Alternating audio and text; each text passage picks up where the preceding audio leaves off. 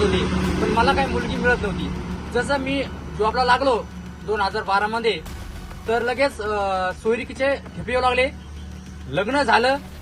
त्यानंतर 2012 नंतर आमचे जे जॉब होते त्यांना समजलं की विद्यार्थी पटसंख्येवर आहे, बऱ्याच ठिकाणचे पटसंख्या कमी झाल्या आणि जे काय आम्ही शिकलेले मुलं होते, शाळेवर लागलेलो होतो, त्यांना काढून टाकले.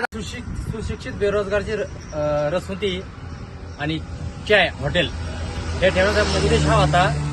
जे शिकलेले युवक आहेत, जे शिक्षण झाल्यामुळं ते कुठेतरी खचून जातात, त्यांना काम करायची कुठेतरी लाज वाटते किंवा उद्योग करायची लाज वाटते, त्यांना खचून न जाता आपणही आपल्या पायावर उभा राहू शकतो, छोटा मोठा उद्योग करू शकतो.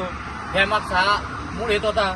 आणि तसाच जे शासन आहे, शासनाने एक निषेध म्हणून या माध्यम होतो की जे शिकले त्याला उद्योग किंवा नोकरी नसल्यामुळं ते मुलं आज वाया गेलेले आहेत, त्यांना ह्या उद्योगाकडे वळायला पाहिजे. खरं आहे तो आहे. काही पार्श्वभूमी आहे का या नावामागे? सुशिक्षित बेरोजगार जे नाव ठेवलंय, डिग्री टाकली आहे तुम्ही, हो. तुमची काही इतिहास आहे का तुमचा? इतिहास असा आहे सर माझा की ज्यावेळेस 2012 मध्ये मी माझी कला क्रीडा कार्यानुभव एक पद भरले होते 2012 मध्ये. त्यामध्ये मी एक कला शिक्षक म्हणून जिल्हा परिषदेला जॉईन झालो होतो. आणि जॉईन झाल्यानंतर त्या हेतू त्याचा असा की 100 पटसंख्या पाहिजे होती याला विद्यार्थी. 19 पर्यंत आमच्या शाळेची पटसंख्या 100 पटसंख्या राहिली, परंतु 21 नंतर पटसंख्या कमी झाली. आणि पटसंख्या कमी झाल्यानंतर आम्हाला विना मानधन करायचं काम भाग पडलं. मग मी ते विना मानधन न घेता मी ठरवलं की आपण काहीतरी उद्योग केला पाहिजे.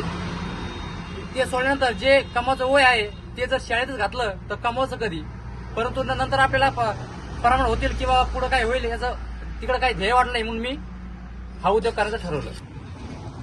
काय सांगाल? ह्या पाठीमागचा मूळ उद्देश, जे मुलं किंवा जे युवक खचून जातात बघा, मी 2012 नंतर बी वेगवेगळ्या ज्या स्पर्धा परीक्षा असतात त्यामध्ये उतरलो होतो.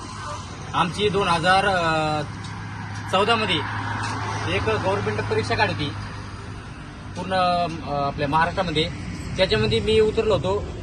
त्याच्यामध्ये उतरल्यानंतर जवळपास शाळेवरती जॉईन व्हायचे आम्हाला आदेश मिळाले होते.